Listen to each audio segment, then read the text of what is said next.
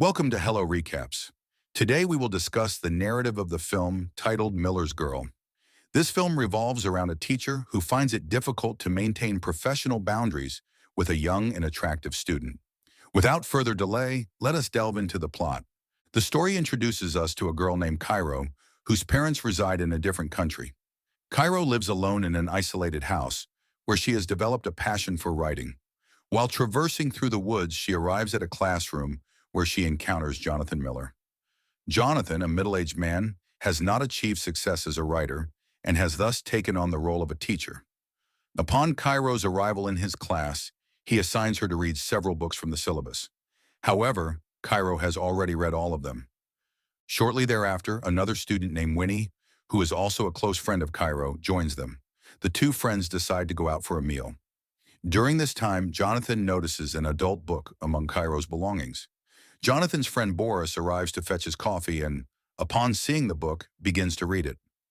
Both Boris and Jonathan are taken aback to discover that it is a copy of a book authored by Jonathan himself. Meanwhile, Jonathan's wife, Beatrice, is preoccupied with her evening activities. In an attempt to gain her attention, Jonathan mentions that a student was reading his book in class that day. Shortly after, Beatrice receives a call from her friend Amy. Following the call, Beatrice and Jonathan share a drink together, and as they grow closer, Beatrice receives another call, leaving Jonathan feeling frustrated. The next day, he confides in Boris about his feelings, prompting Boris to tease him. As they converse, they spot Cairo emerging from the woods. Still unsettled from the previous night, Jonathan observes her intently and inquires whether she feels afraid to walk through the jungle. Cairo responds confidently, stating that she is the most frightening thing in those woods, which elicits laughter from Jonathan. At school, Winnie intentionally drops her books, a move that Boris recognizes as deliberate. He then asks her what she truly desires. Winnie was intentionally teasing Boris, a fact that did not go unnoticed by Cairo. She remarked to Winnie that she was being utterly ridiculous. Subsequently, the two of them went to Cairo's residence. Cairo was feeling distressed about her college admission, particularly regarding the requirement to discuss her most significant achievement. They engaged in a lengthy conversation, but none of the topics were particularly noteworthy. Eventually, Winnie suggested that Cairo might have a romantic involvement with her teacher and encouraged her to write about it. Cairo responded by noting that Jonathan was 20 years her senior. However, Winnie persisted in her persuasion, asserting that such relationships were now commonplace and that Jonathan was a respectable gentleman, ideal for Cairo's first experience. Winnie continued to elaborate on Jonathan's perspective of Cairo in class, which made Cairo feel embarrassed yet intrigued. The following day, Cairo found herself gazing at Jonathan more intently. He approached her and requested a meeting after class. After the lesson, Jonathan extended an invitation to Boris for dinner. Boris departed while performing a dance step. Following his exit, Jonathan attempted to replicate the move. Shortly thereafter, Cairo arrived, and the two shared a laugh, setting the matter aside. Jonathan was so captivated by the paragraph Cairo had written that he memorized it word for word. Noticing his admiration, Cairo felt pleased that he had taken such interest in her work. Jonathan expressed his desire for Cairo to compose a short story in the style of her favorite author, promising her full marks on the midterm if she did so. Cairo readily agreed and mentioned that she had also read his book, recalling many lines verbatim, much to Jonathan's astonishment. He then invited her to meet over the weekend to discuss her assignment. That evening, Jonathan and his wife went out for dinner, where a waitress named Winnie took their order. Beatrice inquired if Winnie was the girl Jonathan had been speaking about, to which he replied that she was Cairo. However, it was evident that Beatrice felt jealous of Jonathan's interest in Cairo, leading her to insult him in front of Boris, claiming he no longer possessed the qualities of a writer and had not produced any work in years, reducing him to the status of an ordinary teacher. On the weekend, Cairo arrived at the location Jonathan had suggested, where he joined her. A man began reciting a poem, and Jonathan listened intently while Cairo observed him.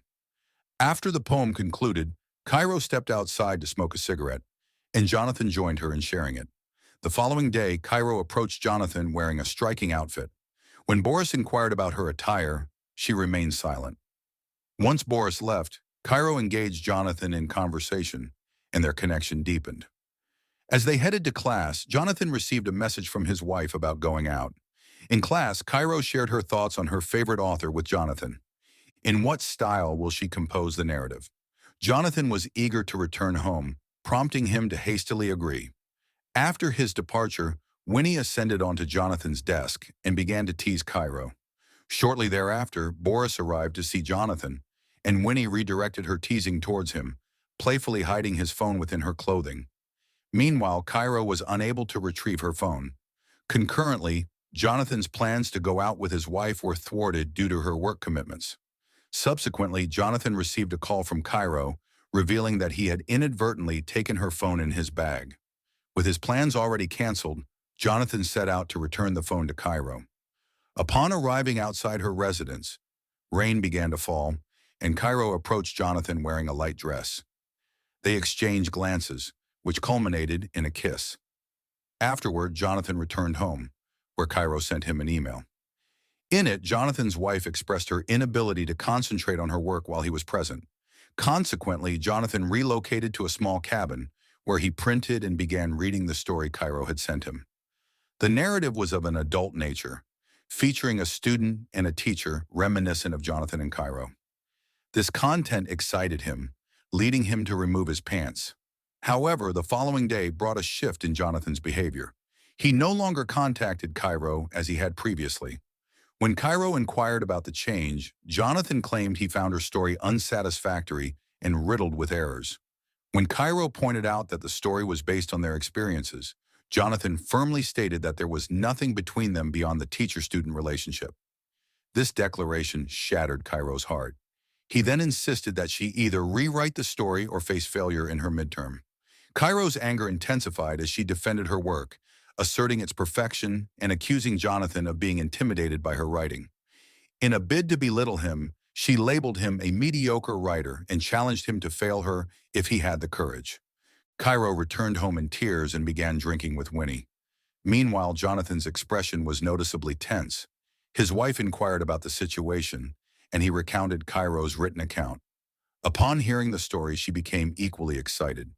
However, just as they were about to take action, Boris arrived, leaving Jonathan feeling frustrated once more.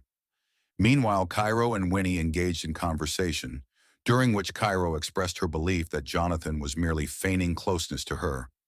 She suggested that Winnie send a message to Boris to divert her attention. Winnie then began to tease Boris, but her remarks had no impact on him. In an effort to capture Boris's attention, Cairo made a bold decision. They both removed their clothing and moved closer together, sending their photos to Boris. Upon seeing this, Boris promptly left Jonathan's house. At that moment, Jonathan's wife received a call from Jonathan's school, revealing that the entire school was already aware of the affair between Jonathan and Cairo. His wife was taken aback by the news.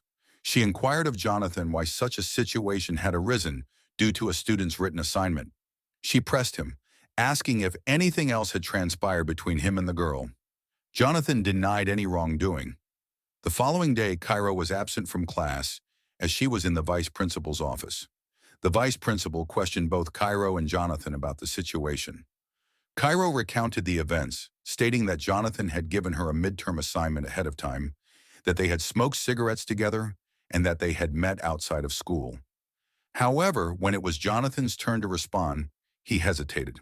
Noticing his uncertainty, the vice principal grasped the full extent of the situation and subsequently suspended Jonathan from his position. Outside the office, Boris advised Jonathan that he should have recognized his boundaries, and now, due to his transgressions, he found himself in this predicament. Boris then departed. Upon returning home, Jonathan informed his wife of his dismissal, which led her to question him once more, filled with doubt. Did an incident occur between the two of you?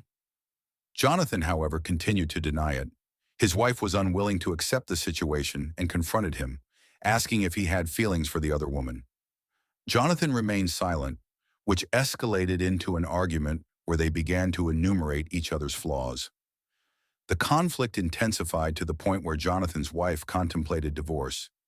Meanwhile, Winnie confronted Cairo, expressing that Jonathan's actions had led to his job loss. Cairo, however, seemed indifferent to this outcome, asserting that Jonathan had underestimated her. She declared that he would soon realize her true worth. Cairo shared these sentiments regarding her greatest achievement, concluding that neither Jonathan nor his wife had a job at present.